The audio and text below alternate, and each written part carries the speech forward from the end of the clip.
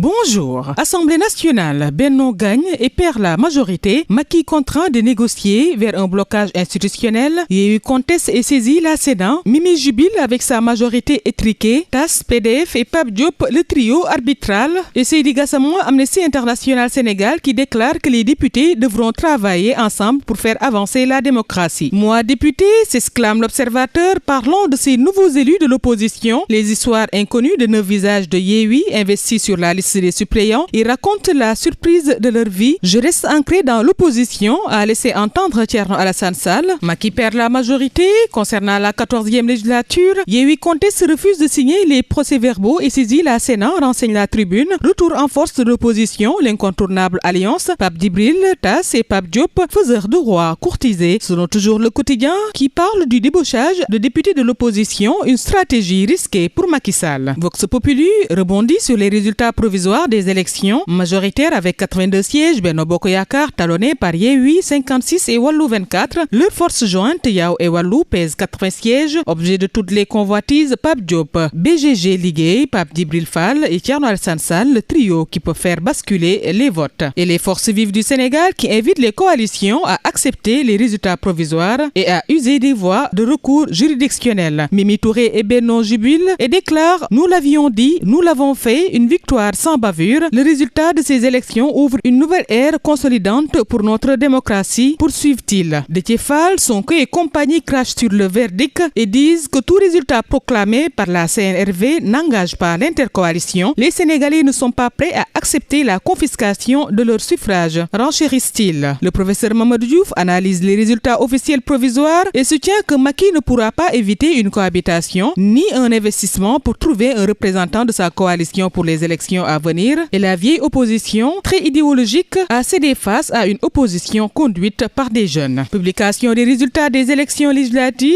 à bord de Dakar Times, l'abstention remporte la majorité. 4 118 883 Sénégalais n'ont pas voté le 31 juillet 2022. Le taux d'abstention est de 53,36%. La minorité à l'Assemblée nationale, la majorité dans les foyers. Le journal qui décrypte que la démocratie sénégalaise est malade de son élite qui peine à tenir un discours capable de mobiliser les populations. Les électeurs viennent de le confirmer lors de ces élections. Cohabitation, pouvoir, opposition à l'Assemblée nationale mettant en évidence l'évidence. TAS, Pape Djibril Fall et Pape Diop détiennent la clé. Macky perd sa majorité mécanique à l'Assemblée nationale et passe de 125 à 82 députés. Pape Djibril Fall, Pape Diop, Thierno Alassane Sall, les plus forts restent devenus les faiseurs de roi. L'humiliation suprême, s'exclame 24 heures. La coalition Benno Bokk Yakaar n'obtient pas de majorité absolue après la proclamation des résultats provisoires ce jeudi par la CNRV. Contrainte à l'unité avec 83 sièges sur 82 pour Benno Bokk Yakaar, l'opposition à l'épreuve du Benno, rapporte le vrai journal. Thierno Alassane Sall, l'autre opposant radical, Pape Diop, partisan des retrouvailles libérales, Abdoulaye Wade, l'incontournable, Ousmane Sonko, l'absent le plus présent à l'Assemblée, Pape Djibril Fall, l'inclassable. Le peuple a tranché, s'exclame critique, abordant les élections des députés de la 14e législature. Élus au plus fort restent ces 3 députés qui vont peser sur la balance. Saisine de la Sénat et se braque contre la commission de recensement. Même avec 82 députés, Benno tient sa majorité pour gouverner. 14e législature, Seydi Gassama fixe les enjeux de la cohabitation. Baragaye menace les députés qui vendront leur dignité. Constitution de plusieurs groupes parlementaires à l'Assemblée nationale, les plans de Wallu et de Yao, la CNRV qui confirme source A selon Le Quotidien concernant les résultats provisoires des élections. Benno perd sa majorité absolue mais reste en tête, renseigne Direct News. Mimi Touré a fait moins que Boun Abdallah Dionne. Résultat provisoire des législatives 2022. Sud Quotidien s'exclame Benno en quête de majorité absolue avec 82 sièges. La majorité sortante obligée de courtiser un siège. Assemblée nationale, 14e législature, Macky majoritaire, titre l'exclusif. Et les chiffres du scrutin tels quels dans Le Quotidien Enquête. Autre sujet abordé par l'AS, c'est l'accord historique entre l'État et les rebelles. Le MFDC dépose les armes. Va-t-on vers le retour définitif de la paix en Casamance, s'interroge l'AS. Tout porte à le croire dans Le Quotidien après cet accord. Accord de paix et dépôt des armes, rebondit Le Quotidien. Les bases de la paix, Bissau au cœur de la médiation, État MFDC. Les arrestations et démissions de journalistes étaient chauds au soleil, renseigne Le Quotidien, qui souligne que les différends qui opposent le directeur général du quotidien national, Le Soleil, à ses employés se corsent après une journée de sit-in hier pour décrier la gestion qu'il qualifie de catastrophique, nébuleuse et informer de la situation désastreuse dangereuse dans laquelle, selon eux, Yarambay a plongé le soleil. Les travailleurs de la boîte ont vu les hommes en bleu se pointer dans les locaux du journal pour embarquer 11 de leurs confrères avec une rare violence. Accusé de viol, Sitor Ndour placé sous mandat de dépôt. Note le quotidien L'As qui renseigne que l'ancien directeur du Centre des œuvres universitaires de Dakar, Sitor Ndour, va passer sa première nuit en prison. Après un retour de parquet, il a été placé sous mandat de dépôt hier. Il a été inculpé par le juge du 2e cabinet d'instruction dans l'affaire du viol présumé dans laquelle il a été accusé par sa domestique de 16 ans. Stade affiche les Sénégalais de Ligue 1 saison 2022-2023. Gomis, Ghana, Bamba, Diallo vers une saison de galère. Se pose la question Stade. Et Maxime Bergane qui décortique Balla contre Gris dans Sunulamb. Tout peut arriver, un chaos, arrêt sur blessure, déclare-t-il. À vos journaux, chers lecteurs, bonne lecture.